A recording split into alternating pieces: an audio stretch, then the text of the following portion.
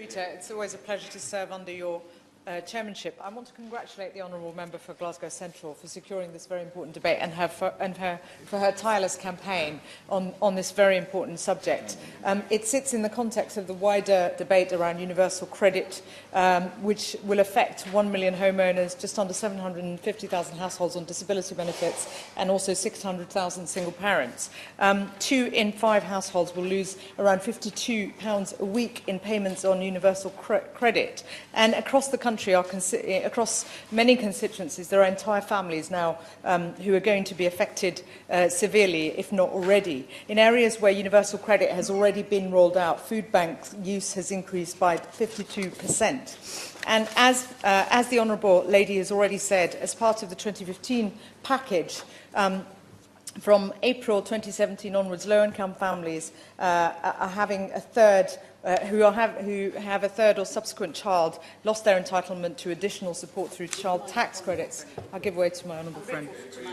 Would she like to agree with me in that we should place on the record that, contrary to what the Honourable Lady suggested, Labour did not support the two-child limit.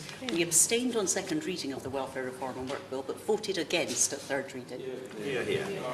I concur with my honourable friend's remarks, and I think it's really important that the Scottish Nationalist Party, Labour Party and other parties who are opposed to this policy continue to work together going forward so that we can protect families more families are going to be affected from February next year as universal credit is rolled out, and the retrospective element that the Honourable Lady has already mentioned is going to be devastating, because no family could have prepared for a policy that was going to be applied retrospectively, nor is it right, Mr. Chairman, that retrospectively children should be punished in this way. This, in short, is a punishment on children, and it's totally inhumane. No government should be standing up for a policy like this. And today I urge the Minister, given he's recently taken on this role and it wasn't his idea,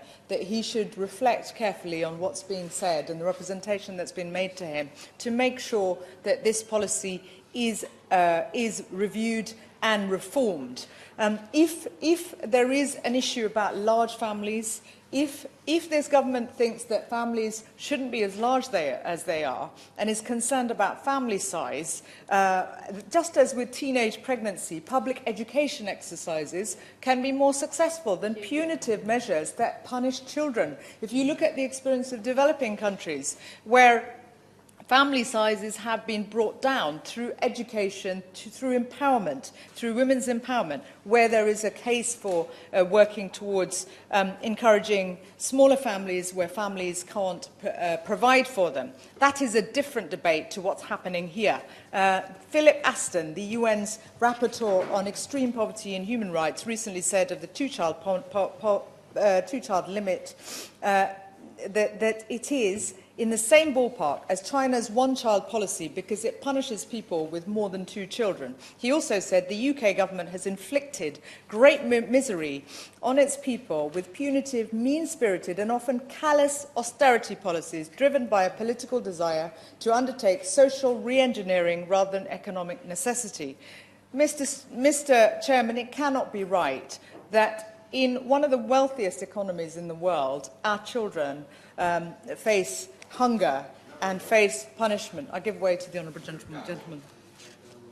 For giving way. Would you agree with me that in encouraging the Minister to reconsider the position, would you agree with me that it's important that the Minister should understand that most people that I meet anyway are in favour of reform because of the complexity of what preceded universal credit, are in favour of encouraging people into work, but are most definitely not in favour of stigmatising or ensuring that the very vulnerable in society are punished as a result of the first two? I agree. I don't think that policies that punish vulnerable people are ultimately likely to succeed, which is why the Minister needs to rethink this particular aspect of the policy, but also the universal credit policy more generally. In the attempt to simplify, what the government has done is found ways to cut funding. People are going to be worse off under universal universal credit. Since the implementation, the policy has already affected 400,000 children, and some 3 million children are likely to face further, be affected by this policy, which is why I want to echo the points that have been already made by the Honourable Lady and call on the Minister to review the policy, put a stop to it until certainly the February extension of the policy in February next year, because that is going to be devastating for families. And in my constituency, a large number of children and families are going to be affected by this policy. And we have a large population, Muslim population, and as has already been mentioned, other faiths are also affected. So I call on the Minister to take into account the unequal impact this policy will have, and the fact that the equality impact assessment is actually flawed, because it doesn't recognise, I'm going to have to conclude to give others the opportunity to speak, it doesn't recognise the negative consequences on certain groups. Over 100 MPs wrote to the Prime Minister, copying in the then DWP Secretary and the Chancellor. We still haven't had a response to our letter, which is really unfortunate, and I would encourage the Minister to go back to his Secretary of State and make sure she responds to that letter and seriously rethink this policy so that children in our country are protected. Thank you.